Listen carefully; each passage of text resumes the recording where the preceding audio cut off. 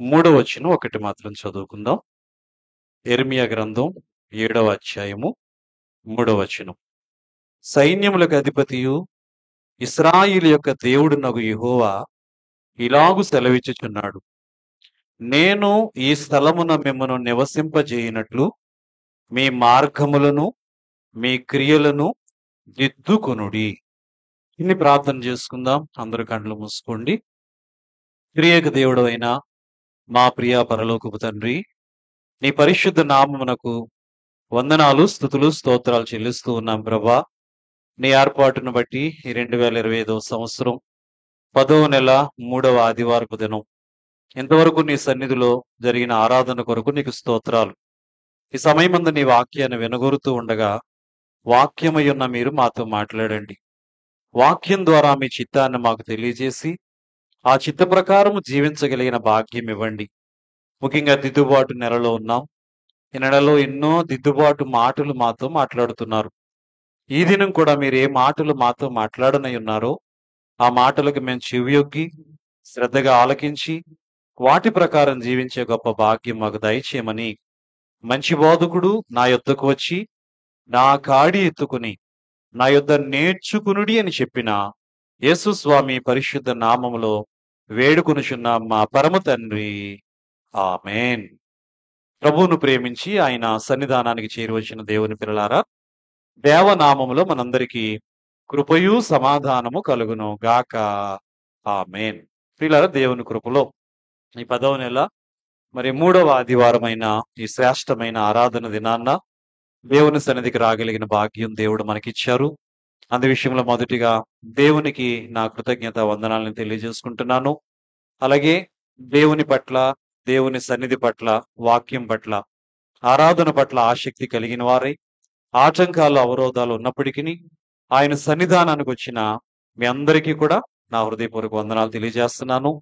మరి ఆయా ఆటంకాలు, కారణాల వలన మందిరములోకి రాలేకపోయినప్పటికీ లైవ్ ద్వారా వాక్యాన్ని వీక్షిస్తున్న, వింటున్న ప్రియ బిడ్డలైన వారికి కూడా నా హృదయపూర్వక వందనాలు తెలియజేస్తున్నాను. సరే ప్రియులారా, మనం 10వ నెలలో ఉన్నాం. 10వ నెలకి దైవజనులు దిద్దుబాటు నెల అని పేరు పెట్టారని మనం ప్రతి వారం కూడా జ్ఞాపకం చేసుకుంటానే ఉన్నాం. ప్రతి వారం కూడా మన ఆత్మీయ జీవితం దిద్దుకోవడానికి అవసరమైన విలువైన మాటలు వింటూనే ఉన్నాం. అది మన బాధ్యత. నెల మాత్రమే కాదు, ఈ 10వ నెల మాత్రమే కాదు, కానీ నిజంగా దేవుని పిల్లల బాధ్యత ఏంటంటే ఈ భూమిని విడిచే వరకు కూడా, ఈ భూమి మీద ఉన్నంత వరకు కూడా మన జీవితంలో దిద్దుబాటు అవసరమే. ఎందుచేతనంటే మనమున్నది పాప లోకములో. ఏమండి, ప్రవక్త అయిన యెషయా గారు 6వ అధ్యాయంలో అన్నట్టుగా అపవిత్రమైన పెదవులు కలవాడను, అపవిత్రమైన పెదవులు కలిగిన మనుష్యుల మధ్య నివసించుచున్నవాడిని అన్నారు ఆయన. కనుక అనేక మార్లు అనుకోని రీతిగా మన జీవితంలో కొన్ని అపవిత్రతలు, అలాగే మన చుట్టూ ఉన్న వారి ద్వారా కూడా కొన్ని అపవిత్రతలు మనకు అంటుతూనే ఉంటాయి. అందుకే ఎప్పటికప్పుడు దేవుని పిల్లమైన మన బాధ్యత ఏంటంటే మనల్ని మనం దిద్దుకుంటూ, మనల్ని మనం శుద్ధి చేసుకుంటూ, సరి చేసుకుంటూ దేవుని రాజ్యానికి సిద్ధపడాలి. ఇది మన బాధ్యత. అందుకే ఒక నెలని కాదు, కానీ జీవితం అంతా మనకు దిద్దుబాటు అవసరమే. అయితే ప్రత్యేకంగా ఈ 10వ నెల బైబిల్ గ్రంథం బంధకము నుండి విడిపించబడిన నెల గనుక దైవజనులు దీనికి ఆ పేరు పెట్టారు. గత 2 వారాలు కూడా మనం చక్కని వాక్యాలు విన్నాం. ఒక వారం మరి తండ్రి ఇంటిని విడిచిపెట్టి దూరదేశాలకు వెళ్ళిపోయి తర్వాత బుద్ధి వచ్చినప్పుడు తప్పు తెలుసుకుని దిద్దుకొని పశ్చాత్తాపపడి తిరిగి ఇంటికి వచ్చిన చిన్న కుమారుని విషయాలు మనం విన్నాం.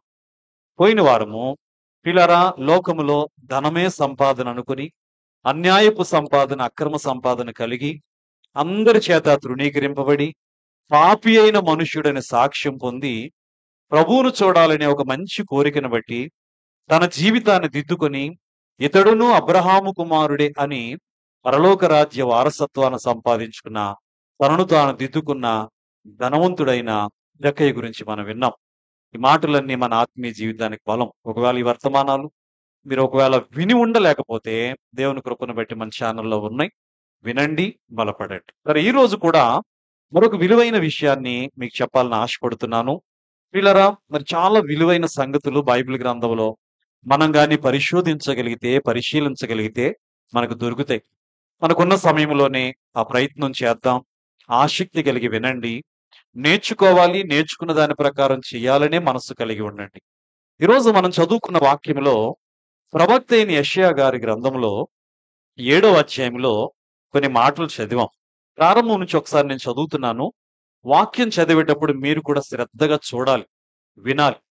చదువుతున్నప్పుడే మీరు వినగలిగితే చాలా విషయాలు అర్థమవుతాయి. కొంతమంది చదువుతూ ఉన్నప్పుడు పరధ్యానంగా ఉంటారు. వాక్యం చదివేటప్పుడు పరధ్యానం గాని, వాక్యం వినేటప్పుడు గాని పరధ్యానంగా ఉంటే వాక్యం ఫలించదు. వింటున్నారా? ఆ వాక్యం వల్ల మనకి ఎలాంటి ప్రయోజనం ఉండదు. కనుక చదివేటప్పుడు గాని, వినేటప్పుడు గాని జాగ్రత్త కలిగి ఉండాలి. నేనే చదువుతున్నాను చూడండమ్మా. యెషయా గ్రంథం 7వ అధ్యాయం మొదటి నుంచి. యెహోవా యొద్ద నుండి యిర్మీయాకు ప్రత్యక్షమైన వాక్కు. నీవు యెహోవా మందిర ద్వారమున నిలవబడి ఈ మాట అచ్చటనే ప్రకటింపుము. వినండి ఒకసారి. దేవుడు ప్రవక్త అయిన యెషయా గారిని పిలిచి ఒక బాధ్యత అప్పగిస్తున్నాడు. ప్రియులారా, సహజంగా బైబిల్ గ్రంథంలో చాలా మంది ప్రవక్తలు ఉన్నారు, యాజకులు ఉన్నారు, సేవకులు ఉన్నారు. ఇలా చూడండి. ప్రియులారా, వీళ్ళలో కొందరిని చిన్న ప్రవక్తలు, కొందరిని పెద్ద ప్రవక్తలు అని పిలవడం జరుగుతూ ఉంటుంది కదా.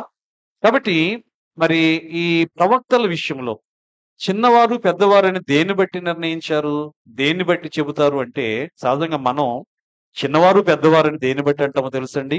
వయస్సును బట్టో, వారికున్న అధికారాన్ని బట్టో, వారికున్న అంతస్తుని బట్టో, వారికున్న ధనధాన్యాలు బట్టో, వారికున్న పేరు ప్రఖ్యాతులను బట్టో వీళ్ళు చిన్నోళ్ళు పెద్దోళ్ళు అంటాం. కానీ దేవుని చిత్తం అది కాదు. దేవుని చిత్తం ఏంటో తెలుసా? దేవుని దృష్టిలో చిన్నవారు పెద్దవారు ఎప్పుడవుతారో చెబుతున్నాను వినండి. ప్రియులారా, ఎవరైతే దేవునితో ఎక్కువ సహవాసం చేస్తారో వారే ఇప్పుడు పెద్దవారు. దేవునితో సహవాసం తక్కువ చేస్తే నువ్వు దేవుని దృష్టిలో చిన్నవాడివే. వయసులో పెద్దవాడివైతే అవ్వచ్చు. కానీ నువ్వెవరో తెలుసా దేవుని దృష్టిలో? చిన్నవాడివి. మరో మాట, ఎవరైతే దేవుని పని ఎక్కువ చేయగలుగుతారో ప్రియులారా, వారు చిన్న వయస్సు కలిగిన వాళ్ళైనా నీవు చేసే దేవుని పనిని బట్టి నువ్వెవరు అవుతావు తెలుసా? పెద్దవాడు అవుతావు. నువ్వు పెద్దవాడు అయినా దేవుని పని తక్కువే చేస్తున్నావు అనుకో, కొద్దిగానే చేస్తున్నావు అనుకో, నీవెవరో తెలుసా దేవుని దృష్టిలో? చిన్నవాడి. అందుకే దేవుడు కొందరిని ఎక్కువ వాడుకున్నారు, కొందరిని తక్కువ వాడుకున్నారు. మనం బైబిల్ గ్రంథం చరిత్రలో చూస్తేనండి, కొందరు ప్రవక్తలు లేదా కొందరు భక్తులు దేవునితో ఎక్కువ సహవాసం చేసిన వాళ్ళు ఉన్నారు. అందుకే వారి జీవితాలు అద్భుతంగా ఉంటాయి. వారి జీవితంలో చాలా విషయాలు నేర్చుకోవచ్చు. కొందరున్నారు కొంచెం మట్టుకే దేవునితో సహవాసం చేశారు, కొంత పనే చేశారు. అందుకే వాళ్ళు ఎప్పుడు కూడా చిన్నవారుగానే, చిన్న ప్రవక్తలుగానే ఉన్నారు. సరే, ఏదేమైనా దేవునితో సహవాసం, దేవుని పని చేయడం అనేది దేవుని పిల్లల బాధ్యత. అందుకే మీకు ఎప్పుడు చెబుతూ ఉంటాను, సాధ్యమైనంత వరకు ఎక్కువ దేవునితో సహవాసం చేయడం నేర్చుకోవాలి. సాధ్యమైనంత వరకు దేవుని పనిలో సహకరించడం నేర్చుకోవాలి. నేను ఒక మాట చెప్తాను. మనం మనుష్యులతో ఎక్కువగా గడిపామనుకోండి, మన జీవితాల్లో మలినాలు ఎక్కువ అవుతాయి, కలంకం ఎక్కువ అవుతుంది. దేవునితో ఎక్కువ గడిపామనుకోండి, మహిమ ఎక్కువ అవుతుంది. అర్థమవుతుంది ఈ మాట? నువ్వు దేవునితో ఎక్కువ గడిపావంటే దేవునిలో ఏముంది చెప్పండి? మహిమ ఉంది. కాబట్టి మా ఒక ఇనుప ముక్క అయస్కాంతంతో ఎక్కువ సేపు కలిసి ఉందనుకోండి, ఈ ఇనుప ముక్కకి ఏ గుణం వస్తది? ఆ అయస్కాంతంలోని గుణం వస్తది కదా. అదే ఇనుప ముక్క ఒక చెక్కతో ఉందనుకోండి, ఆకర్షణ గుణం ఉంటదా? అలాగే మనుష్యులతో నువ్వు ఎక్కువ గడపడానికి చూసావనుకోండి, ఆ మనుష్య లక్షణాలు నీలో ఎక్కువ ఉంటాయి. అదే నువ్వు దేవునితో ఎక్కువ గడపడానికి ఇష్టపడ్డావనుకోండి, దేవునిలో ఉన్న దైవ లక్షణాలు, దేవునిలో ఉన్న శ్రేష్టమైన ఆశీర్వాద గుణాలు నీకొస్తాయి. అది గుర్తుపెట్టుకోండి. అందుకే సాధ్యమైనంత వరకు దేవునితో సహవాసం చేయడం నేర్చుకోవాలి. సాధ్యమైనంత వరకు దేవుని పని చేయడానికి ఇష్టపడాలి. అలాగున ఈ ప్రవక్త యిర్మీయా గారు దేవుని కోసం చాలా పనిచేశారు. దేవుని కోసం చాలా కష్టపడ్డారు. దేవుని కోసం తన జీవితాన్ని ధారపోసారండి. అందుకే ఈయన్ని ఒక పెద్ద ప్రవక్తగా పిలుస్తా ఉంటాం బైబిల్‌లో. సరే, మరి మనం చిన్నోళ్ళుగా ఉందామా దేవుని దగ్గర? పెద్దవాళ్ళ దగ్గర పెద్దవాళ్ళలా ఉందామా అనేది ఎవరి నిర్ణయం ఉంటదమ్మా? మన నిర్ణయమే. నేను దేవునితో ఎక్కువ సహవాసం చేస్తానంటే దేవుని దృష్టిలో పెద్దవాడివే నువ్వు. ఇంకో మాట చెప్పనా? ఇక్కడ దేవునితో ఎక్కువ సహవాసం చేసేవారు రేపు పరలోకం వెళ్ళాక దేవుడు కూడా ఎక్కడుంటారో తెలుసమ్మా? చాలా దగ్గరగా ఉంటారు. ఇక్కడ దూరం దూరంగా ఉండి భక్తి చేసామనుకోండి, నామకార్థ భక్తి, అసలు వెళ్ళం.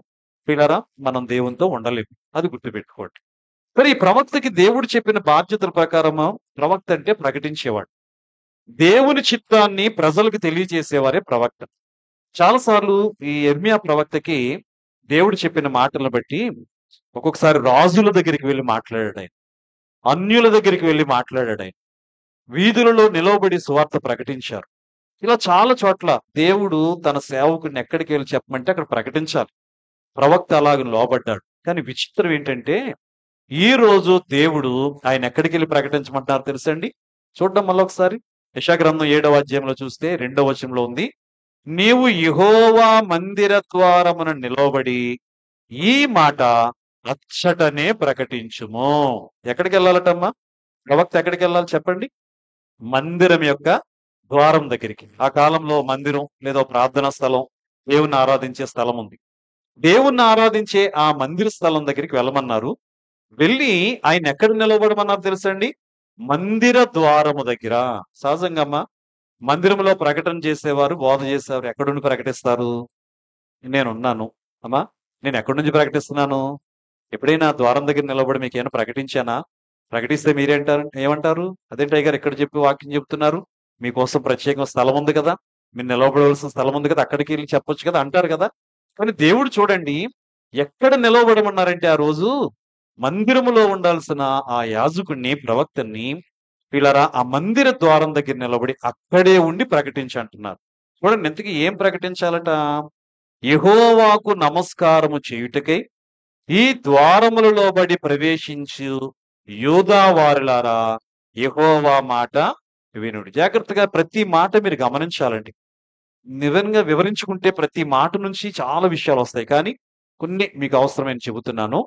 మందిర ద్వారం దగ్గర నిలవబడిన ప్రవక్త ఆ మందిరములోకి వచ్చేవారితో అంటున్నారు. ఎవరొస్తున్నారు ఇంతకీ అందులోకి?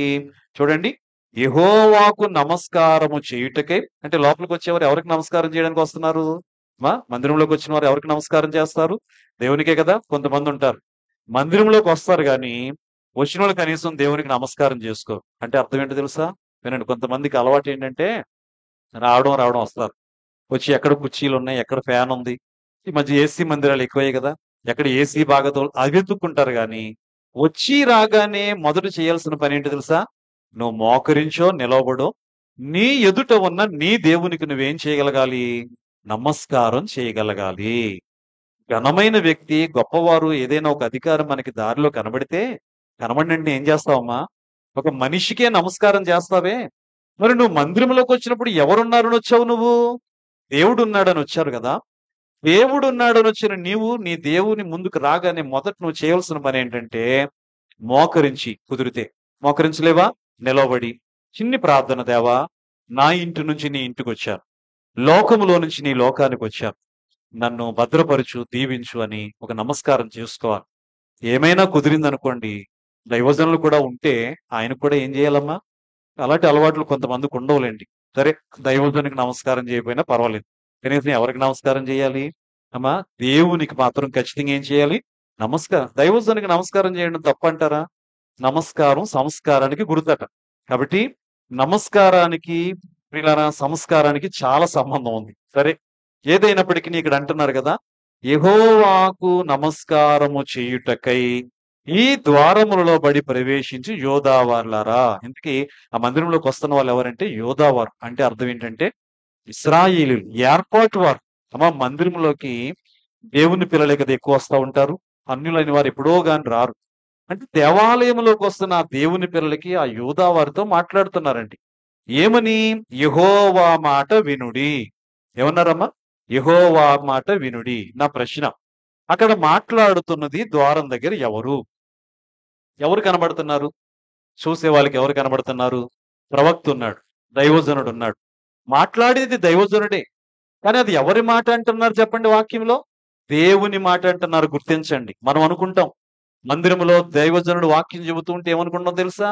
చాలా మంది అపార్థం ఏంటంటే నా కోసమే మాట్లాడారు, ఈ రోజు నా కోసమే వాక్యం చెప్పారు, నన్నే అన్నారు అనుకుంటారు. అలా అనుకున్నావా? నువ్వు పెద్ద పొరపాటులో పడినట్టే. ఎప్పుడైతే దైవజనుడు వాక్యానుసారమైన, దేవుని చిత్తానుసారమైన మాటలు చెబుతున్నారో ఎవరు మాట్లాడుతున్నారని గ్రహించాలి చెప్పండి? దేవుడే స్వయంగా నాతో మాట్లాడుతున్నారని గ్రహించాలి. ఈ గ్రహింపు ప్రతి విశ్వాసికి ఉండాలండి. కానీ ఈ రోజుల్లో ఉండడం లేదండి. చాలా మందిలో ఏదైనా వాళ్ళలో ఉన్న లోపం ఎత్తి మాట్లాడామనుకోండి, ఖచ్చితంగా ఏమనుకుంటారో తెలుసా? ఈ రోజు నన్నే దైవజనులు గురిగా చేసుకున్నారు. బాణాలన్నీ ఎవరి మీద వేశారు? నా మీదే వేశారు. నేనే దొరికానని బాధపడతాం. బాధ పెడితే ప్రయోజనం లేదు.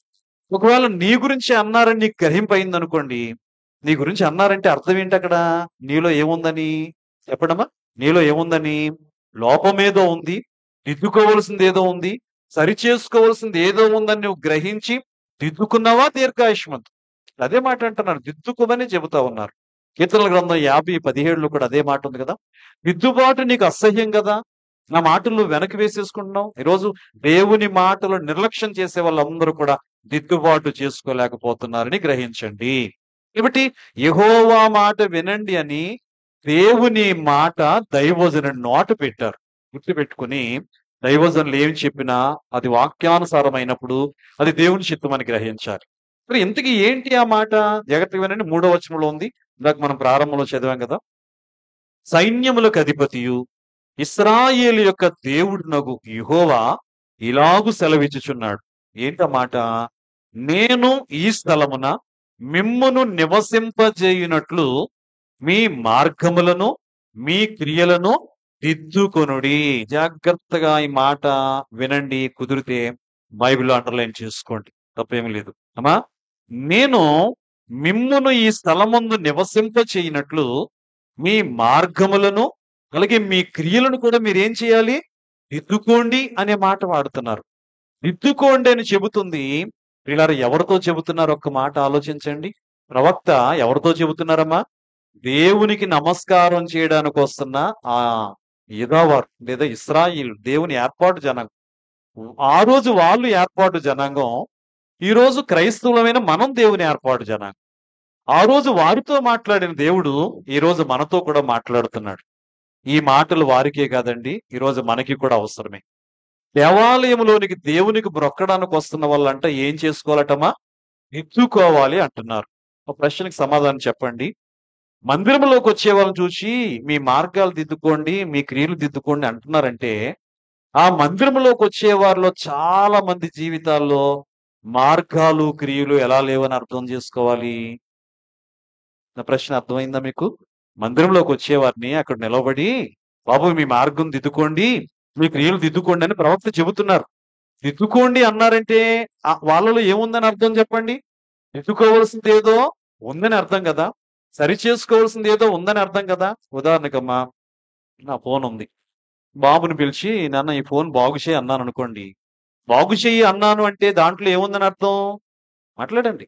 లోపం ఏదో ఉందని అర్థం. బాగున్న దాన్ని బాగు చేయమంటామా? చెప్పండి అమ్మా. ఎవరైనా బాగున్న వస్తువులు మళ్ళీ బాగు చేస్తారా? కొంతమంది ఉంటారులేండి మన ఇళ్ళల్లో డూప్లికేట్ ఇంజనీర్లు ఉంటారు. ఉన్నారు కదా కొంతమంది. వీళ్ళ పని ఏంటో తెలుసా? ఇంట్లో ఏదైనా వస్తువు ఉంటే వీళ్ళకి పని పాట ఉండదు. అప్పుడు ఏం చేస్తారో తెలుసండి? పనికొచ్చే వస్తువులు కూడా, బాగున్న వస్తువులు కూడా ఏం చేస్తారో తెలుసా? ఈ టర్నర్ స్క్రూ తీసుకున్నా, రొంచి తీసుకున్నా ఇప్పుతా ఉంటారు. కొన్ని పని చేయదాన్ని ఇప్పి ఏదైనా ప్రయత్నం చేశారంటే ఉపయోగం ఉంది. కానీ కొంతమంది వీళ్ళకి పని పాటు లేకుండా ఏం చేస్తారంటే బాగున్న దాన్ని కూడా పాడు చేస్తారు. బాగున్న దాన్ని ఎవరైనా బాగు చేస్తారా? అవసరమా చెప్పండి? బాగున్న దాన్ని బాగు చేయాల్సిన అవసరం లేదు. అంటే నువ్వు బాగు చేసుకో, నువ్వు దిద్దుకో అంటున్నారంటే అర్థం ఏంటో తెలుసండి? మందిరములోకి వస్తున్న వాళ్ళ జీవితాల్లో కూడా ఏమున్నాయని అర్థం? లోపాలు ఉన్నాయని అర్థం. కాబట్టి ఆ రోజు ఆ మందిరంలోకి వెళ్తున్న ఆ యూదా వారిలో లోపాలు ఉన్నట్టే, ఈ రోజు మన మందిరాలు, మన మందిరం అంటే భూమి మీద ఉన్న ప్రతి మందిరంలో అమ్మా, ఏ మందిరంలో కూడా పూర్తిగా అందరూ పరిశుద్ధతలో ఉన్న వాళ్ళు ఉండరండి. గమనించుకోండి. ఎవరో ఒకరు ఏదో లోపం కలిగిన వాళ్ళు ఉంటారు. మీకు జక్కయ్య గురించి చెబుతూ మొన్న అన్నాను, భూమి మీద ఏ మనిషి పూర్తిగా పరిశుద్ధుడుగాను లేడు, ఏ మనిషి పూర్తిగా పాపిగా కూడా లేడు. పరిశుద్ధుడు అని చెప్పుకుంటున్న వాళ్ళలో కూడా ఏదో నైజ పాపం అనేది ఖచ్చితంగా ఉంటది. పాపి అని పిలువబడుతున్న వారిలో కూడా కనీసం ఏదో ఒక మంచి లక్షణం ఉంటదని పోయిన వారం వాక్యంలో నేను మీకు చెప్పాను. కాబట్టి మందిరములోకి వస్తున్న వాళ్ళను కూడా దేవుడు సరి చేయాలని ఆశ. బయట ఉన్న వాళ్ళని దిద్దడానికి ఆయన వేరే ప్రయత్నాలు చేశారు. మందిరంలోకి వస్తున్న బిడ్డలు కూడా దిద్దుకోవాలటండి. ఈరోజు నిజంగా మీరు గ్రహించి, నేను కూడా మందిరంలోకి వచ్చిన వాడినే కదా, ఒకవేళ నేనేమైనా దిద్దుకోవాల్సింది ఉందా అనే ఆలోచనతో మీరు వాక్యం వినండి. అంతేగాని నేను దిద్దుకోవాల్సింది ఏమీ లేదు, ఈ వాక్యం నాకు అవసరం లేదు అనుకుంటే వాక్యం అవసరం లేనట్టే ఉంటది. వాక్యం మనకి ప్రతిసారి అవసరమా కాదమ్మా? అమ్మా మరి ఈ ఉదయం టిఫిన్ చేశారు మీరు. ఇంటికి వెళ్తారు. ఏం చేస్తారు మరలా? ఆకలి తీరడానికి ఏం చేస్తారు? భోజనం చేస్తారు. సాయంత్రం అవుతది. మరలా ఏం చేస్తారు? ఆకలవుతది. మరలా మరి ఆహారం తింటాం కదా! అంటే ఏ పూటకి ఆ పూట మనకి బలం ఇవ్వడానికి పిల్లల ఆహారం ఎలా అవసరమో, ఏ రోజుకి ఆ రోజు మనల్ని మనం శుద్ధి చేసుకోవడానికి వాక్యాహారం అవసరమే. నమ్మితే దేవుని స్తుతించండి. మరణాతా! కాబట్టి ఈరోజు మీరు నిజంగా జాగ్రత్తగా పరిశీలన చేసుకోగలిగితే మనతో దేవుడు మాట్లాడుతున్నాడు. శ్రద్ధగా వినండి. ఇలా చాలా విషయాలు ఉన్నాయి కానీ అతి క్లుప్తంగానే, ఎందుకంటే వాక్యం మరి ఎక్కువ సమయం అవడం వలన మరి కొంచెం ఇబ్బంది పడే వాళ్ళు కూడా ఉంటున్నారు. వాళ్ళకి ఇబ్బంది లేకుండా త్వరగా నేను వాక్యం చెబుతాను. సరే, మొదటిగా ఏం దిద్దుకోవాలన్నారు చెప్పండమ్మా. సరే, ఇంతకీ దిద్దుకోవడం దేనికోసం అంటే, నేను ఈ స్థలంలో మిమ్మల్ని నివసింప చేయనట్లు. దేవుని ఆశ ఏంటంటే దేవుని పిల్లలు తన దగ్గర ఉండాలని ఆశ. ఆ రోజు మందిరం, ఆ మందిరం తర్వాత వినరా, మరొక మందిరం ఉంది. ఏంటంటే దేవుని రాజ్యమే, పరలోకమే మనకు మందిరం. కనుక ఈ లోకములో జీవిస్తున్న మనం పరలోకములో నిరంతరం ఉండాలని ఆశపడుతున్నాం కదా! ఆ పరలోకములో మనం నివసింపజేయబడాలి అంటే, దేవుడు మనల్ని అక్కడ ఉంచాలంటే ఖచ్చితంగా ఈ 2 పనులు చేయాలండి. ఏంటి ఆ 2 పనులంటే, ఒకటి మార్గములు దిద్దుకోవాలి. రెండవది చెప్పండి, క్రియలు కూడా దిద్దుకోవాలి. సరే, ఏంటి దిద్దుకోవాల్సినవి? కొన్నింటిని మనం చెప్పుకుందాం. అన్నీ చెప్పడానికి సమయం చాలదు. బైబిల్ గ్రంథంలో మార్గము గురించి చాలా విషయాలున్నాయి. చాలా మార్గాలు కూడా ఉన్నాయండి. అయితే వినండి, మార్గము అంటే ఏమిటి అంటే, సహజంగా మనకు తెలిసి మార్గం అంటే ఏంటంటే, ఒక చోట నుంచి మరొక చోటకి ప్రయాణం చేసే దారిని ఏమంటారు చెప్పండి? మార్గం అంటారు. ఈరోజు మీరు దేవునింట్లో ఉన్నారు. దేవునింటికి రాకముందు మీ ఇంటి నుంచి వచ్చారు. మీ ఇంటి నుంచి దేవునింటికి రావడానికి ఏముందమ్మా? ఓ మార్గం ఉంది కదా! ఆ మార్గంలో ప్రయాణం చేస్తారు. కొంతమంది దగ్గర మార్గాలున్నాయి, కొందరు దూరం ఉన్నాయి. అలాగే నేనైతే ఉదయం 6-8 గంటల వరకు మల్లవరం ఆరాధన చూసుకొని, ఆ మార్గం నుండి మల్లేపల్లి వెళ్ళాను. అక్కడ 9 గంటల నుంచి 11 గంటల వరకు అక్కడ ఆరాధన చేసుకొని, ఆ మార్గం నుంచి మరలా ఇక్కడి వరకు వచ్చాను కదా! మరలా ఇంకా ప్రార్థనలుంటే మార్గాలు. మొత్తానికి ఎవరికి వాళ్ళం ఈ రోజు ప్రయాణాలు చేసి మార్గముల గుండా వచ్చాం. ఎక్కడికి? మందిరానికొచ్చాం, దేవునింటికొచ్చాం కదా! ఇవి బహిరంగమైన మార్గాలు. ఈ మార్గము గాని సరిగా లేదనుకోండి, ఈ మార్గం గాని ప్రియులారా మనకు అనుకూలంగా లేదనుకోండి, చాలా ఇబ్బంది పడతాం. మామూలుగా చెబుతున్నాను. నిన్నొక ఊరెళ్ళాను, ఏజెన్సీ ప్రాంతానికి. పిల్లరా చాలా మరి ఇబ్బందికరమైన మార్గాలు. ఆ బిడ్డలు కూడా చెప్పారు. మరి గుంటివానిపాలెం అని మీకు తెలుసు, ఏలేశ్వరం అవతల ఉంటదండి. ఇక్కడ చక్కని సేవ జరుగుతుంది. బిడ్డలు చేస్తున్నారు. వారు ఉపవాస కూటాలకి నన్ను పిలిచారు. వాళ్ళన్నారు, నిజానికయ్యా రాత్రిపూట అయితే ఎక్కువ మంది ఉంటారు. మీ వాక్యం అందరికీ ఆసక్తి. మరి కానీ రాత్రిపూట మా దారులు బాగోలేదు, ఇబ్బంది పడతారు. పగలే రండి అయ్యగారు అన్నారు. అలాగే నేను వెళ్ళాను. పిల్లలు వాక్యం చెప్పొచ్చాననుకోండి. అయితే నేను ఎందుకు చెప్తున్నానంటే, ఇక్కడ జగ్గంపేట నుంచి నేను ఏలేశ్వరం వెళ్ళడానికి ఒక అరగంట పడితే, ఆ ఏలేశ్వరం నుండి 7 కిలోమీటర్లు ఉంటది అంత మహా అయితే. దానికి ఒక అరగంట పట్టింది. ఇంకా పక్కనే పట్టింది. ఎందుకంటే మార్గం సరిగా లేక. వాళ్ళు చాలా బాధపడ్డారయ్యా, ఇలాగ ఇబ్బంది పడుతున్నాం, ప్రార్థనలు చేయండి, అధికారులు త్వరగా స్పందించి మాకు మంచి మార్గాలు ఇవ్వాలని అన్నారు. ఎందుకు నేను ఉదాహరణగా మీకు చెబుతున్నాను. మార్గం సరిగా లేకపోతే ప్రయాణం సరిగా సాగదు. ప్రయాణం సాగకపోతే ఎన్నో ఇబ్బందులు కదండి. చాలా ఇబ్బందులు పడతాం. అలాగే నేను అంటున్నాను, ఈ భూలోక మార్గాలు ఎలాగున్నాయో, అసలైన మార్గం మనం సరి చేసుకోవాలి, దిద్దుకోవాల్సింది ఈ మార్గం. ఆ మార్గం ఎవరో అధికారి వస్తారు, మంచి అధికారి వచ్చి సరి చేస్తాడు, బానే ఉంటది. కానీ మనం దిద్దుకోవాల్సిన మార్గం ఏంటో తెలుసండి? మన జీవిత విధానం అనే మార్గం. అమ్మా, మన జీవితమే మనకొక మార్గం. మీ ఇంటి నుంచి దేవుని ఇంటికి రావడానికి ఒక మార్గం ఎలా ఉపయోగపడిందో, ఈ భూలోకం అనే మన ఇంటి నుంచి చివరికి దేవుని ఇల్లు అనబడిన పరలోకానికి వెళ్ళే ఆ ప్రయాణమే మనకొక మార్గం అయి ఉంది. కనుక దేవుని పిల్లల గురి ఏ మార్గం మీద ఉండాలో తెలుసండి? మనం ప్రయాణం చేసి ఈ మార్గాలకు, నేను చెప్పాలంటే మన మందిర మార్గం కూడా కొంచెం ఇబ్బంది. వర్షం వస్తే ఇబ్బంది. వర్షం వస్తే ఇబ్బంది అని చెప్పేసి కొంతమంది మందిరానికి మానేసే వాళ్ళు కూడా ఉన్నారు. అమ్మా, ఎలాగో ఒకలాగా మనం ఏం చేయాలి చెప్పండి? ఎలా ఉన్నా ఈ రోజు ఉన్నట్టు మార్గం రేపు ఉంటదా? ఏమో, దేవుడికి ఉపయోగిస్తే మంచి మార్గాలు కూడా వస్తాయి. అయితే నేను అంటున్నాను, ఏ మార్గం సరి చేసుకోవాలంటే, మన జీవితం అనే మార్గం, మన జీవిత విధానం అనే, మన భక్తి జీవితం అనే మార్గాన్ని మనం సరి చేసుకోవాలి. ఈరోజు చాలా మంది జీవితాల్లో భక్తి జీవితం, జీవిత విధానాలు సరిగా లేవు. అందుకే దేవుడు మీ మార్గములు సరి చేసుకోండి అన్నారు. మీకు అర్థం కావడానికి ఒక మాట బైబిల్ గ్రంథంలో చూద్దాం. పిల్లరా, సామెతల గ్రంథాన్ని గాని మనం జాగ్రత్తగా చూడగలిగితే అద్భుతమైన విషయాలు ఈ మార్గాల గురించి వ్రాయబడిందండి. సామెతల గ్రంథం 14వ అధ్యాయం 12వ వచనాన్ని ఒకసారి మనం చూద్దాం. సామెతల గ్రంథం 14:12లో మనం చూస్తే, ఒకరి ఎదుట సరి అయినదిగా కనబడు మార్గం గలదు, అయితే తొదకు అది మరణమునకు త్రోవ తీయును. జాగ్రత్తగా గమనించండి ఈ మాటలు. చాలా మంది అంట ఎవరికి వాళ్ళ జీవితం, నేను చెప్పాను కదా, మన జీవితమే ఒక మార్గం. మన జీవితాన్ని, ఎవరి జీవితానికి వాళ్ళు ఏమనుకుంటారో తెలుసా? వాళ్ళ జీవితం ఎలాంటిది అనుకుంటారట? ఎవరికి వాళ్ళే నన్ను అడిగి, అయ్యా మీ మీ జీవితం ఎలాగుంది అని నన్ను అడిగారు అనుకోండి, నేను ఏమంటాను తెలుసా? ఓ నా జీవితానికి చాలా బాగుంది, పరిశుద్ధుని, అది ఇది చెప్పుకుంటాను. మిమ్మల్ని అడిగామనుకోండి, మీరు కూడా ఏమంటారు? నా జీవితం కరెక్ట్ అండి, నేనే కరెక్ట్ అండి అంటాం. ఒకసారి 16వ అధ్యాయం కూడా చూడండి అమ్మా. 16వ అధ్యాయంలో మీరు చూడగలిగితే 25వ వచనంలో ఇంకొక అద్భుతమైన మాట ఉంది. ఒకని మార్గము వాని దృష్టికి యథార్థంగా కనబడును, అయినను తొదకది మరణమునకు చేర్చును. అమ్మ, ఈ రెండు రిఫరెన్స్లు దగ్గర దగ్గర పెట్టుకొని చూస్తే రెండిట్లో ఉన్న అర్థం, ఎవరికి వారికంట వారి మార్గం ఎలా ఉంటదట? సరైనది అనిపిస్తుందట. రెండోది చెప్పండి, యథార్థమైంది అనిపిస్తుందట. ఎవరికి వాళ్ళకి అలాగ అనిపిస్తుంది. అయితే ఇది దేవుని వాక్యానికి సరిపోలేదనుకోండి, దేవుని చిత్తానికి సరిగా లేదనుకోండి, ఆ మార్గం, ఆ జీవితం చివరికి ఎక్కడికి నడిపిస్తుందట? చెప్పాలందరూ, ఎక్కడికి నడిపిస్తుందండి? మరణానికి నడిపిస్తుంది.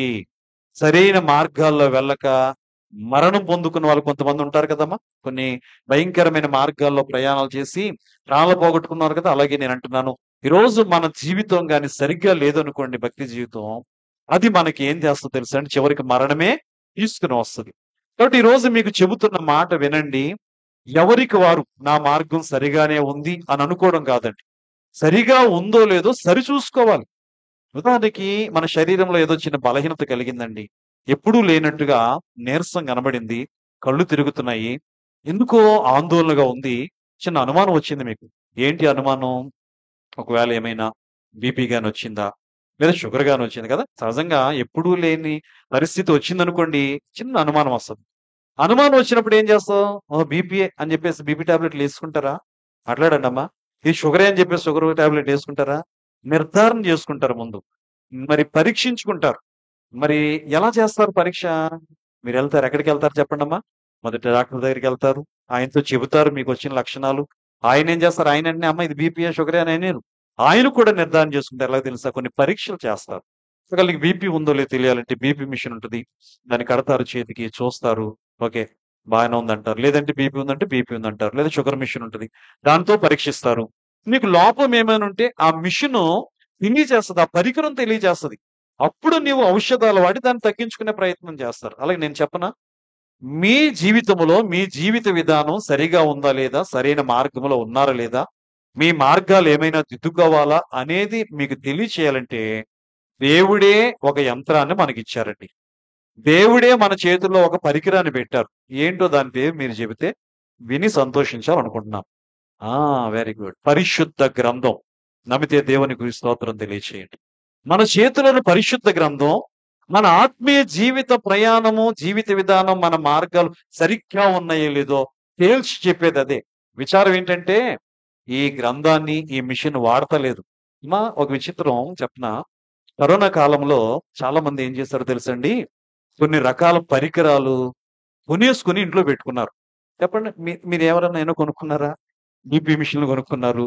షుగర్ మిషన్‌లు కొనుక్కున్నారు. ఈ ఏంటి ఆక్సిజన్ చూసేదేదో ఉంది కదండీ! చిన్న మిషన్‌లు కదా! ఇలాంటివన్నీ కొనుక్కొని పెట్టుకున్నారు. ఇంతలో తెగ వాడేశారు. అమ్మా! రోజు చూసేసుకునేవారు. ఇప్పుడు అయన్నీ ఎక్కడున్నాయి చెప్పండమ్మా? నా దగ్గర ఉన్నాయి. అమ్మా! ఎందుకంటే డాక్టర్లు అంటారు, "బాబు నీకు షుగర్ వచ్చింది కదా! రోజు చూసుకుంటే మంచిది. రోజు హాస్పిటల్‌కి ఏమొస్తావు బోలెడు ఖర్చు కదా! అది ఉంటే మీకు అనుకూలంగా ఉంటదంటే" క్రొత్తలో కొనేసి దాన్ని ఏం చేసామంటే అండి, ఇప్పుడు అన్ని మూలలున్నాయి కావాలంటే చూసుకోండి వెళ్లి. అమ్మా! కాబట్టి మనం ప్రారంభంలో చాలా ఆసక్తిగా అన్నీ కొనుక్కుంటాం. వాడుకోం దాన్ని. ఇప్పుడు భక్తుల పరిస్థితి కూడా ఎలా ఉందో తెలుసండి? మన జీవిత విధానాన్ని తెలియజేసే గ్రంథం ఏదైతే ఉందో, దేవునిలోకొచ్చిన కొత్తలో మంచి మంచి గ్రంథాలు కొనేసుకున్నారు చాలా మంది. కొనేసుకొని ఇప్పుడు దాన్ని వాడుతున్నారమ్మా? కనీసం వారంలో ఒక్కసారి కూడా దాన్ని తెరిచి చదవలేకపోతున్నారు. మీ దగ్గర పరికరం ఉంది. వాడడం లేదు. ఉపయోగం ఏముంది చెప్పండి? మీ దగ్గర చాలా విలువైన పరికరాలున్నాయి. ఉపయోగం లేదు. ప్రియులారా, నేను ఒకటే చెబుతున్నాను. దేవుడు నీ మార్గం ఎలాంటిదో తెలియచేయడానికి దేవుడిచ్చిన పరికరమే ఈ బైబిల్ గ్రంథం. కనుక రోజు చదవాలి, వినాలి, నేర్చుకోవాలి. ఎప్పుడైతే ఇది బైబిల్ పండుగ నెలలో ఉన్నాం కదా! ఇంకా విచిత్రం చెప్పమంటారమ్మా, కొందరు విశ్వాసులు దేవుని పిల్లలని చెప్పుకుంటున్న వాళ్ళకి కనీసం సొంత బైబిల్ కూడా లేకుండా ఈరోజు భక్తి చేస్తున్నారండి. ఏమనాలి చెప్పండి వాళ్ళని? పోనీ వీళ్ళకి డబ్బులు లేవంటారా? వీళ్ళు కొనుక్కునే స్తోమత లేదంటారా? చేతిలో చూస్తే ₹1,00,000 విలువైన ఐఫోన్లుంటాయి మళ్ళీ. ₹500 బైబిల్ ఉండదండి. చూసారా? వాళ్ళు ఐఫోన్ స్టేటస్ అనుకుంటున్నారు. కానీ దేవుని పిల్లలకి స్టేటస్ ఏంటో తెలుసా? నీ చేతిలో ఉన్న బైబిలే. గుర్తుపెట్టుకోండి. బైబిల్ గ్రంథం నీ ఆత్మీయ జీవితాన్ని చూపించే ఒక యంత్రం లాంటిది. మిషన్ లాంటిది. కాబట్టి దాన్ని నువ్వు వాడుకోవాలి. సరే. ప్రియులారా, ఇక్కడ వ్రాయబడిన మాటలో చూస్తే ఒకని ఎదుట వారి మార్గం ఎప్పుడు ఎలా ఉంటదంటే మంచిగానే అనిపిస్తది. మేలుగానే అనిపిస్తది. కానీ జాగ్రత్త లేకపోతే అది నిన్ను ఎక్కడికి తీసుకెళ్తదో తెలుసండి? మరణానికి నడిపిస్తదని చెప్పేసి వాక్యంలో వ్రాయబడింది. ఒక చిన్న మాట చెబుతాను. ఎవరికి వాళ్ళే నేనన్నాను గదా! మనము మరి ఇతరుల విషయంలో మనం పొరపాటు చేసేది. నేనే సరైనోడిని, నేనే మంచోడిని అనుకుంటాం. ఇలాంటి వాళ్ళ కోసం అమ్మా దేవుడు ఒక మాట వ్రాయించారు చూడండి. ఎవరు నన్ను అపార్థం చేసుకోవద్దు. ఇంకో మాట కూడా ముందే చెబుతున్నాను.